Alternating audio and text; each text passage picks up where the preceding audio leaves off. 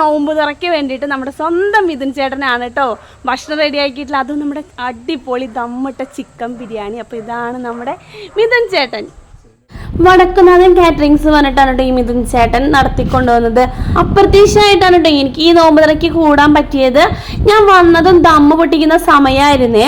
Vadakkunnathan catering സർവീസിനെ കുറിച്ച് പറയുകയാണെന്നുണ്ടെങ്കിൽ സദ്യ അടക്കം നോണായാലും അച്ചാറും പായസം ഒക്കെ ചെയ്ത് കൊടുക്കുന്നുണ്ട്.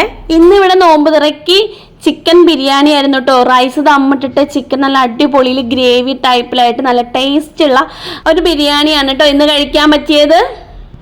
ഇവരുടെ ഈ ഒരു സർവീസ് കേരളത്തിന്റെ പുറത്ത് വരെ പോയിട്ട് ചെയ്ത് കൊടുക്കുന്നുണ്ട് കേട്ടോ. അപ്പൊ നിങ്ങൾക്ക് ആവശ്യമുള്ള ആരെങ്കിലും ഉണ്ടെന്നുണ്ടെങ്കിൽ താഴെ ഞാൻ നമ്പർ കൊടുക്കുന്നുണ്ട്, കോണ്ടാക്ട് ചെയ്തോളൂ. മതസൗഹാർദ്ദത്തിന്റെ ഒരു ഒത്തൊരുമയും കൂടിയാണ് ഇവിടെ കണ്ടത് കേട്ടോ. ഞാൻ എൻ്റെ വീടിന്റെ അവിടെയുള്ള ജ്ഞാനോദയ വായനശാലയുടെ ഒരു ഒത്തൊരുമയാണ് കേട്ടോ കണ്ടത്. അവിടെയാണ് ഈ ഒരു പ്രോഗ്രാം നടത്തുന്നത്. ഒരു കൂട്ടം ആൺകുട്ടികളും വലിയ ചേട്ടന്മാരും അവരുടെയൊക്കെ ഒരു ഒത്തൊരുമയിലാണ് ഈ ഒരു പ്രോഗ്രാം അവിടെ നടത്തുന്നത്. വൈകുന്നേരത്തെ വാങ്കുകളിയോടെ ഒരു സ്നാക്സും കാരക്കവെള്ളവും ഒക്കെ കഴിച്ചിട്ട് നമ്മൾ നോമ്പ് തുറന്നിട്ട് പിന്നെ ഒരു 7 മണി ആകുമ്പോഴാണ് ഈ ഒരു ബിരിയാണി കഴിക്കുന്നത്. നല്ല ടേസ്റ്റോടെ നമ്മളെല്ലാവരും കഴിച്ചു. പരിപാടി കഴിഞ്ഞ് വരികയാണ് ഗൈസ്. അപ്പോൾ ഫുഡൊക്കെ അടിപൊളിയായിട്ടുണ്ട്. അപ്പോൾ all set guys, all set.